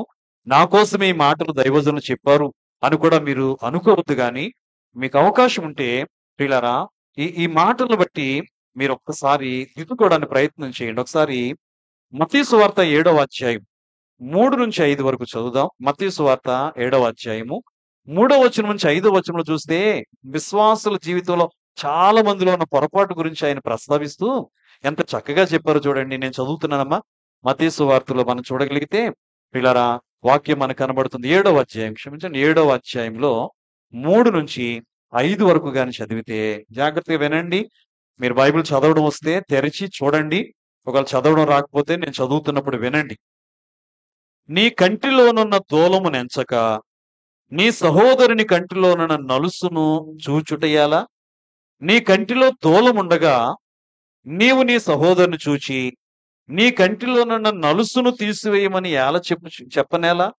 వేషధారి, మొదట నీ కంటిలోనున్న దూలము తీసివేసుకొనుము. అప్పుడు నీ సహోదరుని కంటిలో ఉన్న నలుసు తీసివేయుటకు నీకు తేటగా కనబడుచున్నది. అమ్మా, ఈ మాటలు నా మాటలా యేసయ్య మాటలా? ముందు చెప్పండి. ఇప్పుడు చదివిన మాటలు నా బైబిల్లో ఉన్నాయి, నేను చదివాను. మీ బైబిల్లో కూడా ఉన్నాయమ్మా? లైవ్ లో ఉన్న వాళ్ళ బైబిల్లో ఉన్నాయా? సరే, ఉంటే దీని అర్థం ఏంటో చెబుతున్నాను. చాలా మంది అంట వాళ్ళ కళ్ళల్లో పెద్ద దూలం పెట్టుకుని ఎదుటి వాని కంటిలో నలుసులు వెతుకుతారు. ప్రశ్న ఏంటంటే, దూలము పెద్దదా, నలుసు పెద్దదా? దూలం అంటే ఏంటి అయ్యగారు అన్నట్టు చూస్తున్నారు. ఈ ఈ పిల్లలకి తెలియదు. ఎందుకంటే వీళ్ళు స్లాబులు వచ్చాక, మేడలు వచ్చాక పుట్టారు కాబట్టి వీళ్ళకి తెలియదు. అమ్మా, మీరు ఒకప్పుడు పెంకిటిల్లో మరి తాటేకిల్లో ఉన్నోళ్లే కదా, దూలాలు తెలుసు కదండి. మీకు తెలియకపోతే అమ్మా ఇదే దారిలో వెళ్ళండి. అదన సామిళ్ళు ఉంటది, కర్రలిల్లు ఉంటది. అక్కడ ఏమండి ఈ తాటి చెట్లు కోస్తా ఉంటారు. దూలాలు ఇప్పటికీ వాడే వాళ్ళు ఉన్నారు. అమ్మా, దూలం అంటే పెద్దది. అందులో ఉన్న చిన్న నలుసు ఉంటది. నలుసు చాలా చిన్నది. విచిత్రం ఏంటంటే చాలా మంది ప్రభు అన్న మాట ఇది. వాళ్ళ కంట్లోనంట ఏముంటదట? పెద్ద దూలం ఉంటదట. కానీ వీళ్ళకి ఏం కనబడుతుంది తెలుసండి? వీళ్ళ కంట్లో ఉన్న దూలం వీళ్ళకి కనబడదు. కానీ ఎదుటి వాని కంట్లో గాని చిన్న నలుసు ఉందనుకోండి, దాన్నే ఎత్తి చూపిస్తా ఉంటారట. అమ్మా, దిద్దుబాటు నెలగాడు చెబుతున్నాను, అపార్థం చేసుకోవద్దని ముందే చెబుతున్నాను. కాబట్టి ప్రభు అంటున్నారు, వేషధారి అని పిలుస్తున్నారమ్మ ఇలాంటి వాళ్ళని. ఈరోజు మార్గాలు దిద్దుకోవాలని నిజంగా నువ్వు ఆశపడితే, నువ్వు దిద్దుకోవాలని ఆశపడితే ఓ మాట చెప్పనండి. మనం ఎదుటి వాళ్ళని దిద్దడానికి కాదండి ప్రయత్నం చేయాల్సింది. మొదట మనల్ని మనం దిద్దుకోగలిగితే, మనల్ని మనం సరి చేసుకోగలిగితే, మనల్ని మనం శుద్ధి చేసుకోగలిగితే ధన్యులమేనండి. మన పని కొంతమంది ఉంటారమ్మా, పని కట్టుకుని ఎదుటి వాళ్ళనే దూషించాలని, ఎదుటి వాళ్ళనే చక్కదిద్దేయాలని, ఎదుటి వాళ్ళనే బాగు చేసేయాలని కంకణం కట్టుకుంటారు. అలాంటి అర్హత ఎవరికో చెప్పమంటారా? వారిలో ఏ నేరము లేనప్పుడు ఎదుటి వాణ్ణి అనడానికైనా శిక్షించడానికైనా నీకు అవకాశం ఉంది. బైబిల్లో జరిగిన చరిత్ర చెబుతా. ఒక స్త్రీని పాపములో పట్టుకున్నారు కొంతమంది. తలో రాయి పట్టుకుని వచ్చారు యేసయ్య దగ్గరికి. ఆయన పరీక్షించడానికి అన్నారు, అయ్యా ఈమె పాపములో దొరికింది, మోషే ధర్మశాస్త్రం ప్రకారం కొట్టి చంపమన్నారు కదా, ఏం చేయమంటావు అన్నారు. చంపాలనుకున్న వాళ్ళు చంపేయచ్చు కదా. మళ్ళీ ఈయనకి పరీక్ష మాట. సరే, వాళ్ళ కుతంత్రం ఏంటో వాళ్ళ ఉద్దేశం ఏంటో ఎరిగి ఒకటే మాట అన్నారు ప్రభు. ఏమన్నారు చెప్పండి? సరే, మీరు రాయి వేయండి, చంపండి. మీలో పాపము లేని వాడెవరో వారు మొదట రాయి వేయండి. ఆ తర్వాత మిగిలిన వాళ్ళందరూ మీరు తెచ్చిన రాళ్ళు వేసి చంపి వెళ్ళిపోవచ్చు అన్నారు. అక్కడమ్మా ఇంతంత పిల్లలు కూడా వచ్చారట చూడండమ్మా. ఇతరులకి కీడు చేయాలంటే ఎంత ఆసక్తో మనిషికి. మేలు చేయడానికి ఆసక్తి ఉండదు గాని, ఉపకారం చేయడానికి కొంతమందికి ఆసక్తి ఉండదు గాని, ఏ ఆసక్తి ఉండదు తెలుసా? కీడు చేయాలంటే, నింద వేయాలంటే, ఎదుటివారిని దూషించాలంటే కొంతమందికి ఎంత ఆసక్తి ఉంటదంటే, ఎంత ఉబలాట పడతా ఉంటారు. దేవుని పిల్లల గురించి చెప్తున్నాను నేను. అన్యుల గురించి కాదు. ఇవాళ మన వాక్యం అంతా దేవాలయం నుంచి లోపలికి వచ్చే వారి కోసమే. అది గుర్తుపెట్టుకోండి. ఇర్మియా గారి మాటలు ఇవన్నీ మీరు ఆలోచిస్తే. ఈ ప్రియులారా, వాళ్ళందరూ రాళ్ళు పట్టుకొచ్చారు. రాళ్ళు పట్టుకొచ్చి ప్రభువుని అడుగుతుంటే ఒకటే అన్నారు. మీలో పాపం చేయని వాడెవరో వాళ్ళు మొదట రాయి వేయండి, తర్వాత అందరూ వేసి వెళ్ళొచ్చంటే వీళ్ళారా ఆలోచిస్తున్నారన్నమాట. కొంతమందికి వాళ్ళు చేసిన అపరాధాలు కొంతమంది గుర్తుంటాయి, కొంతమంది గుర్తుండవు. అమ్మా ఓ మాట చెప్పనండి. ఎదుటి వారు ఎవరైనా మనకు అప్పు ఇవ్వాలంటే అది మర్చిపోతాం. ఏమండి? కా ఎవరైనా మనకి అప్పు ఇవ్వాలంటే అది గుర్తుంటది. కానీ మనం ఎవరికైనా అప్పు ఇవ్వాలనుకోండి గుర్తుంటదా? 10 సంవత్సరాల క్రితం రూ. 10 ఎవరైనా మనకి ఇవ్వాలన్నా అది ఇప్పటికీ గుర్తుంటది. కనబడినప్పుడు అడుగుతాం రూ. 10 ఇవ్వాలి కదా అమ్మా అని. అదే ఒక రూ. 1,00,000 మనకి ఎవరికైనా ఇవ్వాలంటే మరుసటి రోజే మర్చిపోతాం. నిజానికి ఏం మర్చిపోవాలండి? మనకి ఎవరైనా ఇవ్వాల్సింది మనం మర్చిపోవాలి. మనము ఎవరికైనా ఇవ్వాల్సి వచ్చినప్పుడు అది గుర్తుపెట్టుకోవాలి. అది మంచి లక్షణం. కానీ ఈరోజు ఏది మర్చిపోవాలో అది గుర్తుపెట్టుకుంటున్నాం. ఏది గుర్తుపెట్టుకోవాలో అది ఈ వీళ్ళకి పాపాలన్నీ మర్చిపోయారు. ఎవరి పాపం కనబడుతుంది అక్కడ? తన ఎదుట ఉన్న ఆ స్త్రీ చేసిన పాపమే కనబడి వీళ్ళేదో పరిశుద్ధులు అన్నట్టుగా, వీళ్ళేదో ప్రవక్తలు అన్నట్టుగా, వీళ్ళేదో పరలోకం నుంచి నేరుగా ఇచ్చినట్టుగా తీసుకొచ్చేసారు ఆవిడ్ని. యేసయ్య వాళ్ళకి ఎంత బుద్ధి చెప్పాడో తెలుసా? నేల మీద వంగి తన వేలుతో ఏవో వ్రాయిచి ఉండెను. ఇంతకీ ఏంటి వ్రాత? అక్కడ వివరం లేదు గాని మనం అర్థం చేసుకోవాల్సింది ఏంటంటే, ఆ వచ్చిన వాళ్ళందరూ తెచ్చిన రాళ్ళు అక్కడే పడేసి వెళ్ళిపోయారంటే ఏమి రాసుంటారంటారు? కొన్ని బైబిల్‌లో వ్రాయబడి ఉండవు. దాని గురించి మనం వీళ్ళరా మరి చిన్న ఆలోచన చేసి దేవుని స్తుతించాలి తప్ప, నిజానికి తెచ్చిన రాళ్ళు తెచ్చినట్టు అక్కడ పడేసి వెళ్ళిపోయారంటే ఒక అర్థం ఏం చేసుకోవాలంటే, నేరుగా లేకపోయినా దేవుడు అవసరమైతే ఆ వచ్చిన వాళ్ళకి తమ పాపాలు జ్ఞాపకం చేస్తున్నారన్నమాట. దేవునికి స్తోత్రం. పరిశుద్ధుడిగా వచ్చేసావు కదా ఈ రోజు రాయేయడానికి. నీ జీవితం ఏంటో చూసుకొని అక్కడ అమ్మా దేవుని వ్రేలు ఏం రాసేస్తుందో తెలుసా? వాళ్ళ పాప జీవితం రాసేస్తుంది. ఎవరికాళ్ళు వస్తున్నారు. ఎవరు చూస్తుంటే చెప్పండి? వాళ్ళ అపరాధాలు కనబడుతున్నాయి. వెంటనే ఏమన్నాడు ఈయన? పాపం లేకపోతే రాయి వేయండి, లేకపోతే వెళ్ళిపోండి అన్నారు కదా! అంటే నాలో ఏముంది? పాపం ఉంది. కాబట్టి దేనికి అర్హుడిని కాదు. ఈమె మీద రాయి వేయడానికి వీల్లేదని ఆ రాయి అలా పెట్టేసి అలా. పిల్లలు మొదలుకొని పెద్దలు, వృద్ధులు అందరూ కూడా ఆ మాటలు చూసి రాళ్ళన్నీ అక్కడ వేసి వెళ్ళిపోతే అది పెద్ద కుప్ప అయిందటండి. చూసారా ఎంత ఆసక్తి వాళ్ళకి? ఒక మనిషిని చంపడానికి చూసారమ్మా? అంటే ఇప్పుడు అక్కడికి వచ్చిన వాళ్ళు ఎవరు లేరమ్మా? చెప్పండి. అక్కడికొచ్చిన వారిలో ఎవ్వరూ పాపము లేని వారు లేరు. అందరి జీవితంలో కూడా ఏముంది చెప్పండి? ఏదో ఒక పాపం ఉంది. అయితే నేను ఒక ప్రశ్న అడుగుతున్నా. యేసయ్య చెప్పిన మాటను బట్టి ఆమె మీద రాయి వేయగలిగిన శక్తి గాని, అర్హత గాని ఎవరికుంది అక్కడ చెప్పండి? ఒకే ఒక్క యేసయ్యకుంది. దేవునికి స్తోత్రం. నాలో పాపమున్నదని మీలో ఎవరు స్థాపింపగలరని సవాల్ చేశాడాయన. ఆయనకొక్కడికే ఉంది. ఆమెను శిక్షించాలన్నా, రాయి వేయాలన్నా. కానీ ఆయనేమన్నాడమ్మా? ఆయనేమన్నాడు చెప్పండి? నేను నిన్ను శిక్షించను. ఇక పాపము చేయకుండా పరిశుద్ధంగా జీవించని పంపించాడు. దేవునికి మహిమ కలుగునుగాక. పాపం లేనోళ్ళేమో శిక్షించడానికి వస్తే, పాపం కలిగినోళ్ళేమో ఆమెను బాధ పెట్టాలని వస్తే, ఏ పాపము లేని యేసయ్య ఆమెను రక్షించడానికి ఇష్టపడ్డారు. అది ప్రభు ప్రేమ. ఎందుకు ఈ మాట చెప్పానంటే గుర్తుపెట్టుకోండమ్మా. ఈరోజు ఇతరులను వేలెత్తి చూపే మనం, ఇతరుల కంటిలో ఉన్న నలుసులు వెతికే మనం మొదట ఏం వెతుక్కోవాలో తెలుసమ్మా? చెప్పాలి. ఏం వెతుక్కోవాలి? మన కంటిలో ఉన్న తోలం వెతుకుని ముందు ఆ తోలం తీసేయాలి. నేను చెప్తున్నాను కదా! మన ఎవ్వరము కూడా పిల్లరా ఇతరులను సరిచేసే అంత సామర్థ్యం ఏం కాదు. మనల్ని మనం సరి చేసుకుంటే అదే గొప్ప సంగతి అండి. కాబట్టి మన ఎదుట ఉన్న మన మార్గం గుర్తుపెట్టుకొని జాగ్రత్త పడాలి. కాబట్టి ఎప్పుడైనా సరే నాకు అనిపిస్తూ ఉంటది. మీకు కూడా ఏదైనా చెప్పేటప్పుడు నా భయం అనిపిస్తది. ఎందుకో తెలుసండి? నేను గద్దింపుగా చెబుతా ఉన్నాను. ఒకవేళ నాలో గాని లోపం ఉంటే, ఆ లోపాన్ని బట్టి నా మాట ఎదుటి వాళ్ళలో పనిచేయదు కదా! అని ఆలోచించి నేను చెబుతాను. ఉదాహరణకి నాకేదో చెడ్డ అలవాటు ఉందనుకుందాం. ఏమండి? మరి ఆ అలవాటు నేను మానుకోకుండా మిమ్మల్ని మానుకోమంటే సరిపోతదా చెప్పండి? కుదురుతదా చెప్పండి? కాబట్టి గుర్తుపెట్టుకోండమ్మా. మనలో లోపం ఉన్నప్పుడు ఎదుటి వాని లోపాలు ఎత్తడానికి మనం యోగ్యులమే కాదు. అది గుర్తుపెట్టుకోండి. కాబట్టి బైబిల్ గ్రంథంలో కొందరి మార్గాలు మరి ఉన్నాయి. మీకు చిన్న ఉదాహరణ కూడా చెబుతాను.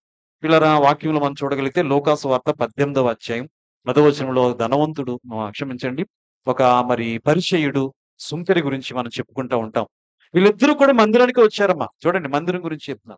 వీళ్ళిద్దరూ మందిరానికి వచ్చారు. ఏం చేయడానికి వచ్చారు? ప్రార్థన చేయడానికి వచ్చారు. అయితే వీళ్ళిద్దరిలో ఏం కనబడుతుందో తెలుసండి పిల్లరా?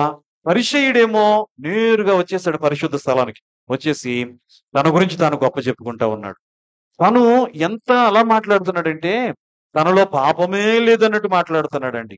అంటున్నాడు, నేను వారానికి 2 సార్లు ఉపవాసం చేస్తాను, దక్షిణభాగం ఇస్తున్నాను, నేను వ్యభిచారిగా లేను, దొంగలా లేను, అలా లేను, ఇలా లేనని తన గురించి తాను గొప్ప చెప్పుకుంటా ఉన్నాడు. సరే, చెప్పుకుంటే చెప్పుకున్నాడు. తన గురించి తాను చెప్పుకుంటూ ఊరుకున్నాడా? తన వెనకున్న వాడిని ఏమంటున్నాడు చెప్పండమ్మా? తన వెనక ఒక ఆయన ఉన్నాడు.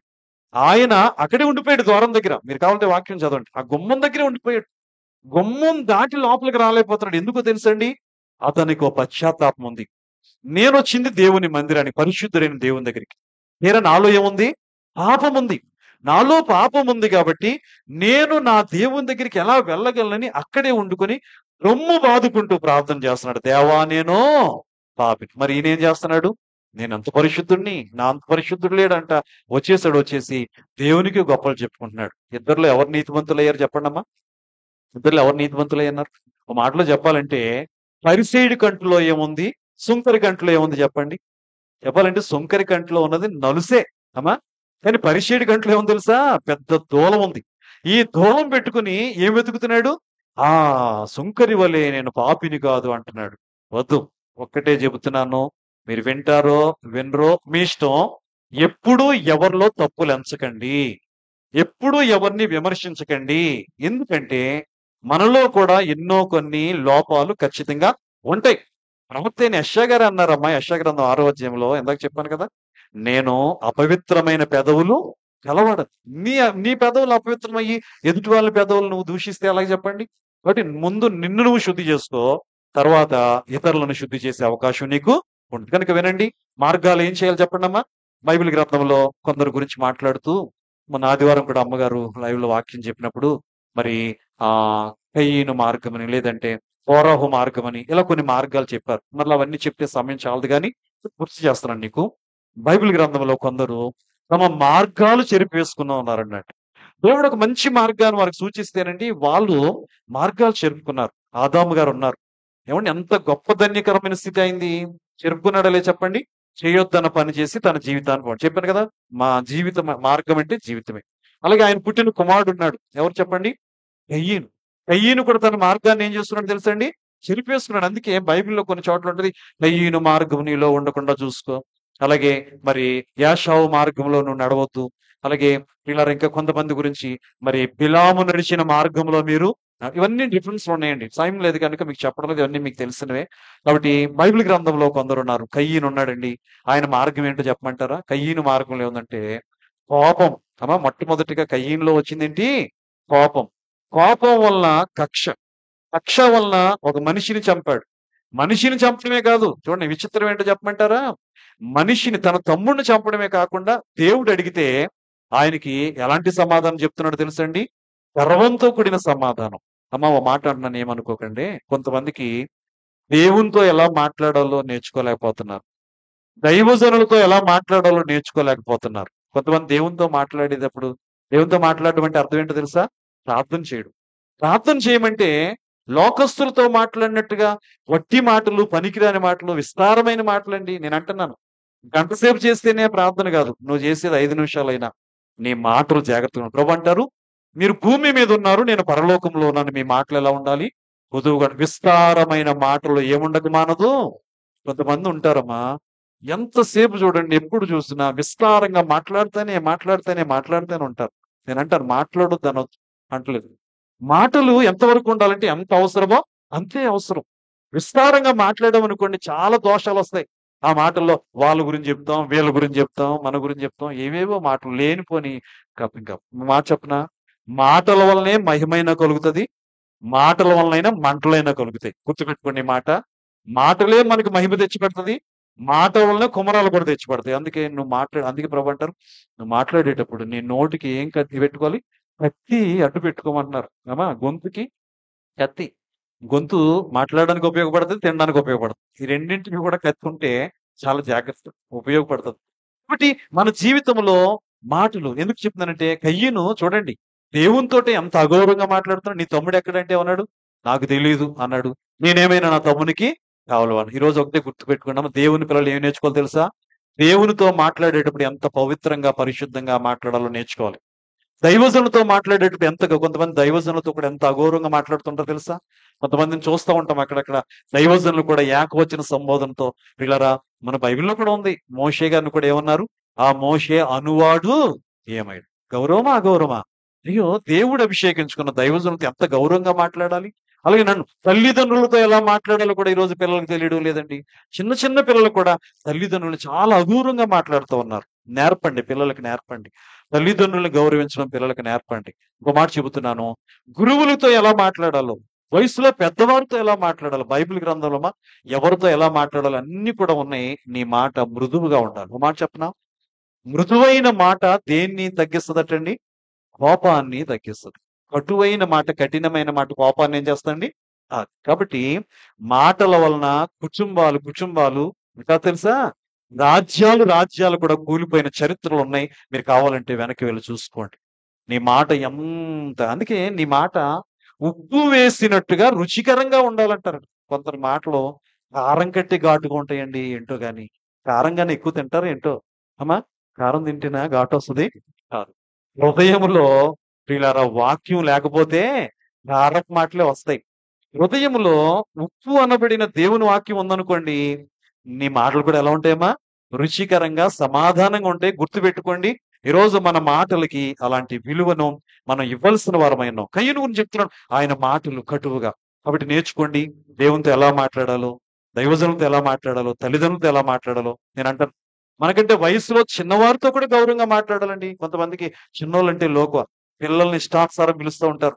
మనకంటే ఆస్తిలో తక్కువ ఉన్న వాళ్ళని ఇష్టాలతో మాట్లాడుతూ ఉంటాం. మన ఇంట్లో మనకంటే తక్కువ ఎవరైనా ఉన్నారనుకోండి, వాళ్ళతో ఇష్టానుసారంగా మాట్లాడతారు. ఏంటి నువ్వు సాధించేది? గుర్తుపెట్టుకో, నువ్వు ఒక మనిషివే, నీతో పాటు ఉన్న వాళ్ళు ఒక మనిషి. ఒక మనిషిగా ఒక మనిషిని నువ్వు గౌరవించలేకపోతే, ప్రేమించలేకపోతే, ప్రేమగా మాట్లాడకపోతే అసలు నువ్వు క్రైస్తవుడివే కాదు. నేను చెబుతున్న మాట మీరు అర్థం చేసుకోండి. ఒకటి, మాటలు జాగ్రత్త. కయ్యను మార్గంలో ఇవన్నీ ఉన్నాయి. నేను ఒక మాట చెప్పనండి, చివరికి శత్రువులతో కూడా ఎలా మాట్లాడాలో నేర్చుకోవాలండి మనం. మీకు అద్భుతమైన మాట చెప్పనా? శత్రువులతో కూడా నువ్వు సమాధానంగా మాట్లాడావు అనుకోండి, శత్రువు కూడా ఏమైపోతాడు నీకు? చెప్పండమ్మా. మిత్రుడు అయిపోతాడమ్మా. నువ్వు మిత్రుడితో శత్రుత్వంగా మాట్లాడితే ఆయన శత్రువు అవుతాడు. శత్రువుతో మిత్రుడితో మాట్లాడితే, అమ్మో నేను ఇంతకాలం అపార్థం చేసుకున్నానే, ఎంత మంచోడిని ఇలా అపార్థం చేసుకున్నానని నీ శత్రువు కూడా నీకేమైపోతాడు తెలుసండి? కనుక మాటలు జాగ్రత్త, మాటలు జాగ్రత్త, మాటలు జాగ్రత్త. ఇది కయ్యను మార్గం. కాబట్టి చెడిపోయాడు, వేషదిమ్మరైపోయాడు. ఇలాగా మరి గెహజీ మార్గం, గురువు గారు వద్దనుకున్న దాన్ని ఆశించాడు. ఏమండి, తన కుటుంబమే నాశనం అయిపోయింది. ప్రియులారా, అలాగే చాలా మంది మనం చెప్పుకునే మరి చాలా మంది జీవితాల్లో సంసోను మార్గం ప్రయాణం చేశాడు. అభిషిక్తుడే, నాజీరు చేయబడిన వాడే, వెళ్ళకూడని మార్గంలోకి వెళ్ళాడు. తన మరణం తాను తెచ్చుకున్నాడు. ఇందాక మనం చెప్పుకున్నట్టుగా ఒక మార్గం తనకు కరెక్ట్ అనిపిస్తుంది కానీ చివరికి ఏం తీసుకొస్తుంది? కయ్యను మార్గం మరణానికి నడిపించింది. గెహజీ మార్గం మరణానికి నడిపించింది కదా ప్రియులారా. అలాగే ఎంతో మంది ఉన్నారు. సంసోను మార్గం ఎక్కడికి నడిపించిందండి? అతన్ని మరణానికి నడిపించింది. ఇలాగన ఎంతో మంది ఉన్నారు బైబిల్లో. వాళ్ళందరి మార్గాలు వారికి మరణానికి నడిపించాయి. కానీ మన మార్గాలు మాత్రం ఎక్కడికి నడపకూడదు చెప్పండి? మరణానికి నడపకూడదు, దేవుని రాజ్యానికి నడిపే మార్గములు దిద్దుకున్నది. రెండోది, క్రియలు దిద్దుకోమన్నారు. క్రియల గురించి మీకు చాలా సార్లు చెబుతూనే ఉన్నాను, వింటానే ఉన్నారు. ఒక్క మాటలు మీకు అర్థమవడం చెప్పేస్తున్నాను. వీళ్ళ క్రియలు అంటే ఏంటో తెలుసా? మన మాటలు కానివ్వండి, మన చూపులు కానివ్వండి, మన వినికిడి కానివ్వండి, మన జీవిత విధానం అంటే మన శరీరంతో మనం చేసే ప్రతి పని. మీకు ప్రకటన గ్రంథంలో 3వ అధ్యాయంలో లవోదికీయ సంఘంతో ప్రభు మాట్లాడుతూ క్రియల గురించి ఒక మాట చెప్పారమ్మా. అదొక్కసారి చదివి ముగించేస్తాను, చూడండి, కంగారు పడొద్దు. మరి క్రియల గురించి ఏ క్రియలు దిద్దుకోవాలో చెప్పాలంటే 7 సంఘాల్లో చివరి సంఘమైన ఈ యొక్క లవోదికీయ సంఘంతో ప్రభు ఎంత స్పష్టంగా మాట్లాడారు చూడండి. నేను చదువుతున్నాను ప్రకటన గ్రంథం 3వ అధ్యాయం 14వ వచనం, మీరు కూడా జాగ్రత్త చూడమ్మా. లవోదికీయలో ఉన్న సంఘపు దూతకి ఇలాగు వ్రాయము, ఆమేన్ అనువాడును నమ్మకమైన సత్య సాక్షి దేవుని సృష్టికి ఆదియునైన వాడు చెప్పు సంగతులు ఏమనగా, నీ క్రియలను నేను ఎరుగుదును అనండి అన్నమాట. ఈ మాట దేవుడు ఏమంటున్నాడు? లవోదికీయ సంఘం అంటే మన కాలమే, ఈ చివరి కాలమే. ఏంటంటే దేవునికి ఏం తెలుసట? నీ క్రియలు నేను ఎరుగుదును. గుర్తుపెట్టుకోండి. మన క్రియలు మనుషులు ఎరగకపోయినా సర్వాంతర్యామి అయిన దేవుడు ఎరిగినవాడు. ఏమంటంట ఇంతకీ చూడండి, నీ క్రియలు నేను ఎరుగుదును. ఏంటట? నువ్వు చల్లగానైనను వెచ్చగానైనను లేవు. అమ్మా, ఎలా లేవట? అటు చల్లగాను లేవు. చల్లగా అంటే లోకస్తుడు, వెచ్చగా అంటే ఆత్మీయత. అమ్మా, శరీర సంబంధిగాను లేవు. రెండో చెప్పండి పూర్తిగా, ఆత్మ సంబంధిగా. కానీ ఎలా ఉన్నావట? నులివెచ్చనగా ఉన్నావు. అమ్మా, ఒక మాట చెప్తున్నాను. ఈ వాక్యం వివరించుకోవాలంటే 2-3 గంటలు చెప్పుకోవచ్చు అందులోంచి, కానీ టైం లేదు కాబట్టి మీకు పైన ఒప్పొద్దు కాదు చెప్పేస్తున్నాం. నువ్వు చల్లగానైనను వెచ్చగానైనా లేవు. నువ్వు చల్లగానైనను వెచ్చగానైనా ఉండు మేలు. ఉంటే అలా లోకంలో ఉండు, లేకపోతే ఇటు దేవునిలో ఉండు. అంతేగాని నువ్వు ఎలా ఉన్నావు? నువ్వు వెచ్చగానైనను చల్లగానైనను ఉండక నులివెచ్చనగా ఉన్నావు. కనుక నేను నిన్ను నా నోట నుండి ఉమ్మివేయ ఉద్దేశం. అమ్మా, లవోదిక సంఘం అంటే నేటి కాల క్రైస్తవ సంఘమే. ఏదో అనుకోకండి, ఎక్కడో సంఘం అనుకోకండి. అది మందే. సంఘం అంటే మందిరంలో ఉండేదే కదా. ఇవాళ మందిరం గురించి చెప్తున్నాం కాబట్టి అంటున్నాడు, నువ్వు ఎలా లేవు? అలా చల్లగాను లేవు పూర్తిగా, ఇలా వెచ్చగాను లేవు. ఎలా ఉన్నావు? నులివెచ్చనగా. అంటే ఒక కాలు ఎక్కడ? లోకంలో. ఒక కాలు ఎక్కడమ్మా? అలా ఉంటే నేను ఏం చేస్తానంటున్నాడు? ఉమ్మి వేస్తాను జాగ్రత్త అంటున్నాడు. చూడండి, ఇంకా ఈ సంఘంతో మాట్లాడుతున్న మాట ఏంటో తెలుసా? ఇంకా ఏంటో తెలుసండి, ఈ క్రియలు. ఏ క్రియలు దేవునికి ఇష్టం లేవంటే ఆ సంఘంలో, నీవు దౌర్భాగ్యుడవును, దిక్కుమాలిన వాడవును, లెక్క పెట్టండి, దరిద్రుడవును, గ్రుడ్డివాడవును, దిగంబరుడునవై ఉన్నావని ఎరుగక. అమ్మా, ఈ సంఘంలో అంటే వీళ్ళరా, ఈ లవోదిక సంఘంలో ఉన్న కొందరు, అందరు కాసుమా, కొందరు వాళ్ళు ఏ స్థితిలో ఉన్నారో తెలియడం లేదటండి. కొంతమందికి వాళ్ళు ఏ స్థితిలో ఉన్నారో తెలియదు, గ్రహించుకోలేరు. అందుకే నేను అన్నాను కదా, చిన్న బలహీనత వచ్చినట్టు ఏం చేయాలి చెప్పండి? నిజంగా మరి జ్ఞానం కలిగిన వాళ్ళు, బాధ్యత కలిగిన వాళ్ళు, అమ్మో ఏదో తేడా వచ్చింది, వెంటనే ఎక్కడికి వెళ్ళిపోవాలి? డాక్టర్ గారి దగ్గరికి వెళ్ళి చూపించుకోవాలి అని బాధ్యత. కొంతమంది ఫోన్లే అని నిర్లక్ష్యం చేస్తారు. అది సడన్ గా ఒక్కొక్కసారి ఏం చేస్తా తెలుసా? కీడుకు పరీక్ష. అలాగే విశ్వాసి కూడా పరీక్షించుకోవాలి. ఏమేం పరీక్షించుకోవాలి తెలుసా? చాలా మందికి తెలియడం లేదట. ఏమని? దౌర్భాగ్యుడవని, దిక్కుమాలిన వాడవని, దరిద్రుడవని, గ్రుడ్డివాడవని, దిగంబరుడవై ఉన్నావని ఎరుగక. ఇన్ని అవలక్షణాలు ఉన్నాయమ్మా. ఇవన్నీ ఉండి కూడా ఇవేమీ లేనట్టుగా ఉన్నారట. అంటే ఇవన్నీ క్రియలే కదండి. మీకు వివరించను గాని తర్వాత మీకు ఎప్పుడైనా అవకాశం వచ్చినప్పుడు చెప్తాను. వీళ్ళరా, మీరు తర్వాత ధ్యానం చేసుకోండి. ఇవన్నీ ఉండి కూడా ఎరుగక ఏమనుకుంటున్నారట ఇంతకీ? అమ్మా, ఈ సంఘం ఏమనుకుంటుందట? ఇవన్నీ లోపాలు పెట్టుకుని నేను ధనవంతుడను, ధనవృద్ధి చేసి ఉన్నాను, నాకేమీ కొదువు లేదని చెప్పుకుంటున్నారు. ఉన్నాయేమో లోపాలు, చెప్పుకునేదేంటి? నేను ధనవంతుణ్ణి, ధనవృద్ధి చేసుకున్నాను, నాకే లోపము ఏ కొదువ లేదు. అపోహ. చూసారా? ఒకటే గుర్తుపెట్టుకున్నాం, ఈ రోజు దేవుని పిల్లలు అపోహల్లో ఉండకూడదు, నిజంలో ఉండాలి, భ్రమలో ఉండకూడదు. చాలా మంది ఇదే ఏమనుకున్నా తెలుసా? నేను భక్తుణ్ణి, నేను ప్రార్థనా పరుణ్ణి, నేనే గొప్ప సేవకుణ్ణి, నేనే గొప్ప ప్రవక్తని, నేనే గొప్ప మరి అధికారిని అనుకునే భ్రమలో ఉంటున్నారండి. చెబుతున్నారు దేవుడు ఏ లోపాలు ఉన్నాయో. ఈ లోపాలు పెట్టుకుని నువ్వేమనుకుంటున్నావు? నేను ధనవంతుణ్ణి, ధనవృద్ధి చేసుకున్నాను, నేను మరి నాకేమీ కొదువు లేవు అనుకుంటున్నావని దేవుడు గద్దిస్తున్నాడు. ఇప్పుడు చూడండి అమ్మా, ఇలా చెప్పుకుంటున్నావు కదా, నువ్వు చేయాల్సిన పని ఏంటంటే, దిద్దుకోవాల్సిన క్రియలు ఏంటో ఇప్పుడు చూడండి అమ్మ. ఇక్కడ 18వ వచనంలో, నీవు ధనవృద్ధి చేసుకునేటట్లు అగ్నిలో పుటము వేయబడిన బంగారమును, నీ విషయముల సిగ్గు కనబడుకున్నట్లు ధరించుకున్నట్టుకు తెల్లని వస్త్రములను. 3, నీకు దృష్టి కలుగునట్లు నీ కన్నులకు కాటుకను నా యొద్ద కొనుమని నీకు బుద్ధి చెప్పుచున్నాను. దేవునికి స్తోత్రం. ఇన్ని లోపాలు కలిగిన నువ్వు చేయాల్సిన పని ఏంటంటే 3 పనులు. ఏమేమి ఉన్నాయి చెప్పండి అక్కడ? నిజంగా నీకు ధనవృద్ధి కావాలంటే నీకు కావాల్సింది ఏంటో తెలుసా? అగ్నిలో పుటం వేయబడిన బంగారం. అమ్మా, బంగారం అంటే మనం బంగారు కొట్టులో కొని ఆ బంగారం కాదండి, దానికి ఆత్మీయ అర్థాలు ఉన్నాయి. అమ్మా, దేవుని వాక్యమే. చూడండి, రెండోది, నీ దిశమల కనబడకున్నట్లు ధరించుకున్నట్టు తెల్లని వస్త్రాలు. దేవుడు ఆత్మ సంబంధమైన వస్త్రాలు కొన్ని ఇచ్చారు. రక్షణ వస్త్రం, ఉల్లాస వస్త్రం, నీతి వస్త్రం, ఇలా ఉన్న 7 రకాల వస్త్రాలు. ఈ వస్త్రాలు మనం సంపాదించుకుని. మూడోది, నీకు దృష్టి కలిగినట్లు నీ కన్నులకి ఏం కావాలి? కాటుక. ప్రియులారా, కాటుక వాడుతూ ఉంటారు స్త్రీలు. ఆ కాటుక వలన కన్ను తేటగా కనబడుతుంది. కాబట్టి భూ సంబంధమైన కాటు కాదు, కానీ ఈ కాటుక ఏంటంటే దేవుని వాక్యమే, ప్రభు రక్తమే. ఇవి నా యొద్ద కొనమని నీకు బుద్ధి చెబుతున్నాను అన్నారు. ఈ 3 మాటలు చదివాక నాకు చిన్న ఆలోచన వచ్చింది. అమ్మా, మీకు వచ్చిందో లేదో, నిజానికి 3 వస్తువులు కొనుక్కోమన్నారమ్మా అక్కడ. ఈ 3 ఎక్కువ ఎవరికిష్టం? మీరు చెప్తారా? నన్ను చెప్పమంటారా? ఏమేమున్నాయి అక్కడ?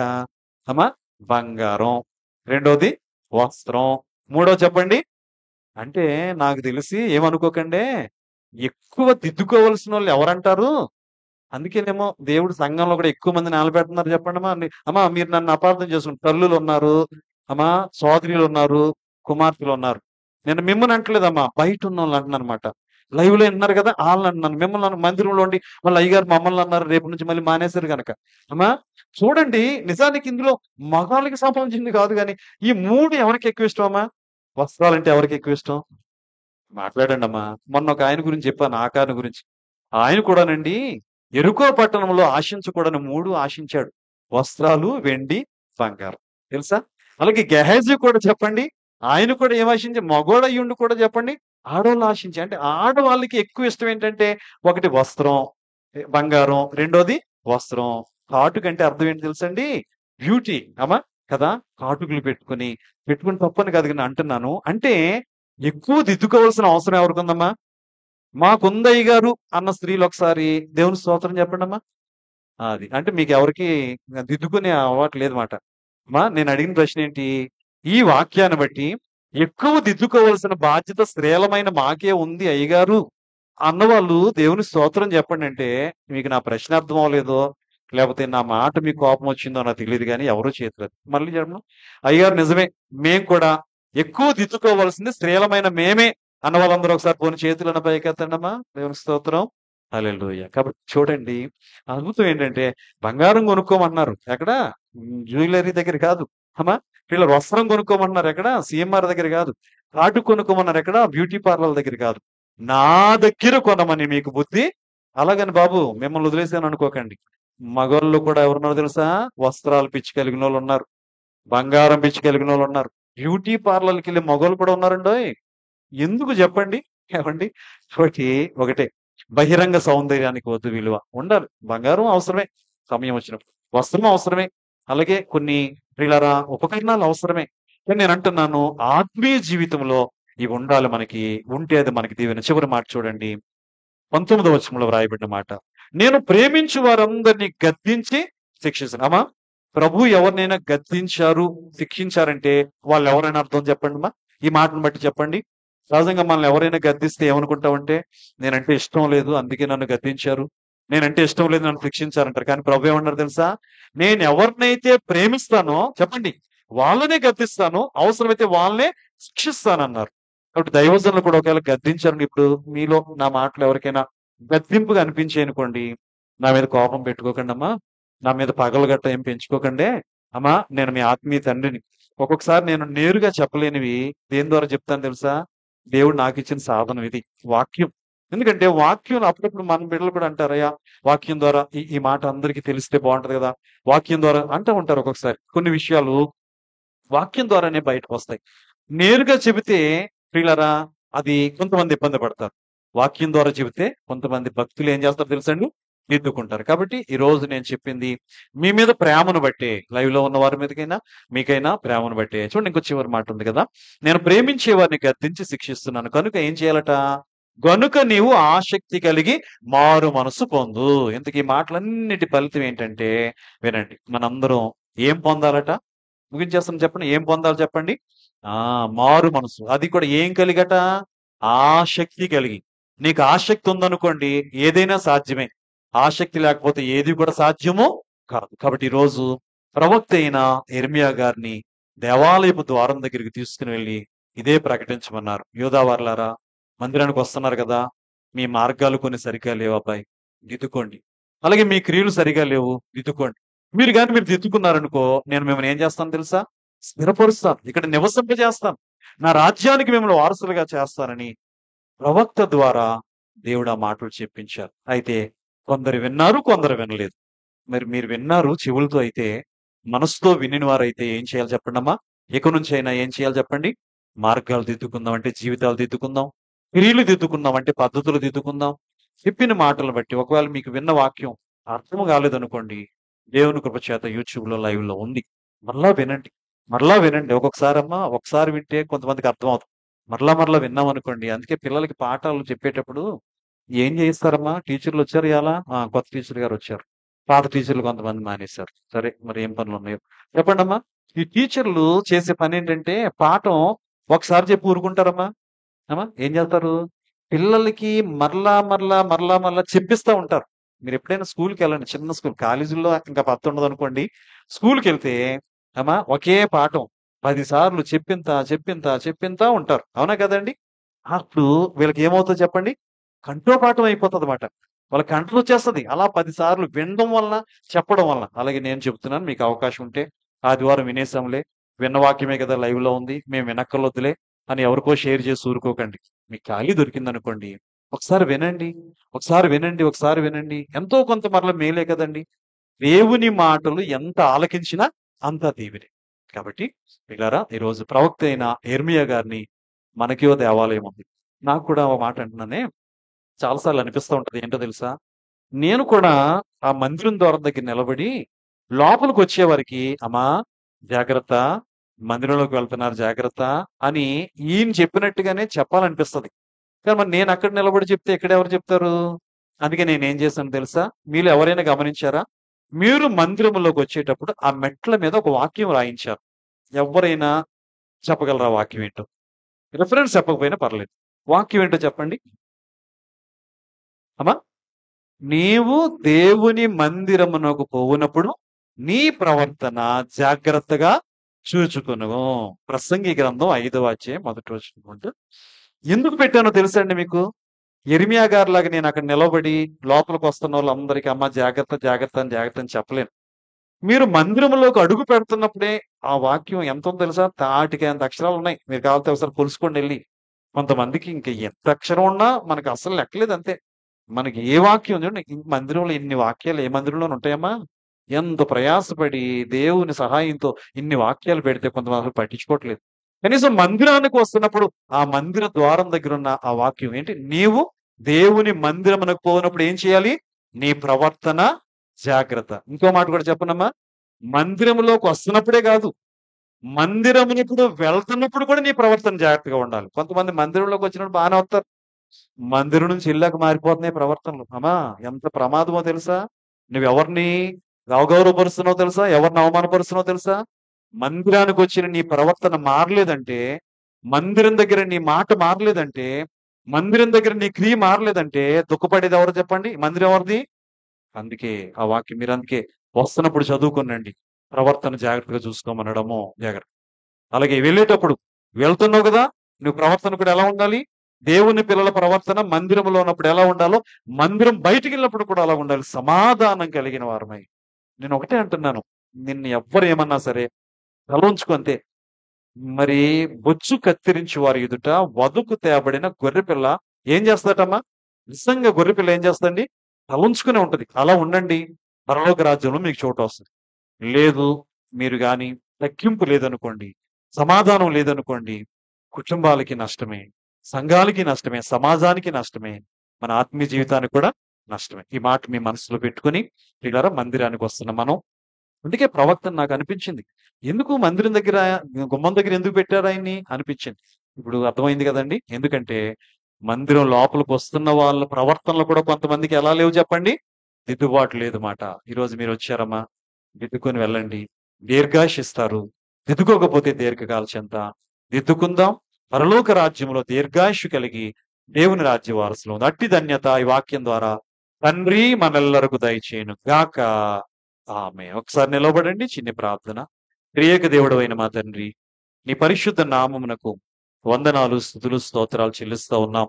దిద్దుబాటు నెల 3వ ఆదివారం యిర్మీయా గారికి నువ్వు చెప్పిన మాట. మందిరం ద్వారం దగ్గర నిలవబడు. మందిరంలో నాకు నమస్కారం చేయడానికి వచ్చే పిల్లలొస్తారు. వాళ్ళకి చెప్పు. మీ మార్గాలు దిద్దుకోండి. మీ క్రియలు దిద్దుకోండి. అప్పుడు నేను మిమ్మల్ని ఇక్కడ నివసింప చేస్తానని చెప్పు. ఎందుకు అంటే మందిరానికి వస్తున్న కొంతమంది మార్గాలు సరిగ్గా లేవు. కొంతమంది క్రియలు సరిగ్గా లేవు. దిద్దుకోలేకపోతున్నారు. వస్తున్నారు గాని మార్పు లేని జీవితాలు. నేను వాళ్ళని గమనిస్తున్నాను యిర్మీయా. నా పక్షంగా నువ్వు వారితో మాట్లాడని ఆ రోజు ప్రవక్త అయిన యిర్మీయా గారితో మీరు చెప్పారయ్యా. ఈరోజు ఎందుకో దేన సేవకులమైన మమ్మల్ని కూడా మేము నిలబెట్టుకుని, మేము ద్వారం దగ్గరుండి చెప్పలేకపోయినా బలిపీఠం దగ్గరుండే చెప్పాము. మా బిడ్డలందరూ విన్నారు. మందిరములో ఉన్నవారు విన్నారు. లైవ్‌లో ఉన్నవారు విన్నారయ్యా. ఈ మాటలు మా కోసమే చెప్పారని ఎవరు అనుకోకుండా, మా మేలు కోసం, మా గాయం కోసం చెప్పారు అనుకోకుండా, స్నేహితుడు మేలు కోరి గాయం చేయనన్నట్టుగా నేను ప్రేమించు వాడిని గద్దించి శిక్షిస్తానన్న మాటను బట్టి, నా మేలు కొరకే నా దేవుడు నాతో మాట్లాడారు దైవజనుల ద్వారా. నా క్రియలు దిద్దుకుంటాను. నా యొక్క మార్గాలు దిద్దుకుంటాను.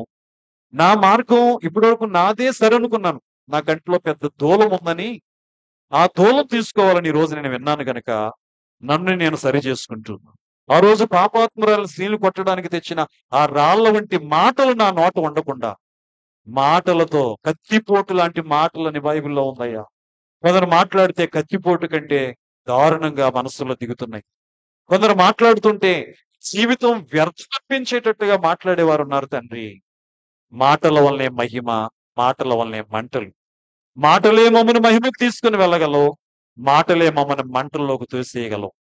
కనుక మా మాటలు కుదువుగా ఉండడానికి, పరిశుద్ధంగా ఉండడానికి, మేము విన్నట్టుగా నీతో మాట్లాడినప్పుడు ఎలా మాట్లాడాలో, దైవజనులతో మాట్లాడినప్పుడు ఎలా మాట్లాడాలో, తల్లిదండ్రులతో మాట్లాడినప్పుడు ఎలా మాట్లాడాలో, పెద్దలతో మాట్లాడినప్పుడు ఎలా మాట్లాడాలో, పిల్లలతో మాట్లాడినప్పుడు ఎలా మాట్లాడాలో, కుటుంబ సభ్యులతో మాట్లాడేటప్పుడు ఎలా మాట్లాడాలో, చివరికి శత్రువులతో కూడా మాట్లాడేటప్పుడు ఎలా మాట్లాడాలో మాకు నేర్పించండి. మాటల యందు నేర్పరతనం మాకు ఇవ్వండి అయ్యా. మా మాటలు పొదువుగా ఉండడానికి సహాయం దయచేయండి తండ్రి. మాటల వల్లనే కుటుంబాలు కూలిపోతున్నాయి తండ్రి. మాటల వల్లనే విలువైన రక్త సంబంధాలు విచ్ఛిన్నమైపోతున్నాయి తండ్రి. తగ్గింపు లేకపోవడం వలన, సమాధానం లేకపోవడం వలన, పెత్తనాలు చేయడం వలన, ఒకరి మీద ఒకరు అజమాయిషీ చేయడం వలన, నాకు అధికారం ఉంది కదా, నేనేమైనా అనొచ్చు కదా, నేనేమైనా అనగలను కదా అని కొంతమంది ప్రభువా మాటలకు హద్దు లేకుండా తండ్రి జీవితాలు నాశనం చేసుకుంటున్న వాళ్ళు ఎందరో కనబడుతున్నారయ్యా. ఈరోజు మేము క్షమాపణ కోరుతున్నాం. అలాంటి బిడ్డలతో మీరు మాట్లాడి, మాట మృదువైన మాట కోపాన్ని చల్లారుస్తుంది. కఠినమైన మాట కోపాన్ని పెంచుతుంది. మా మాటలు అందరి కోపం తగ్గించేలాగా ఉండాలి.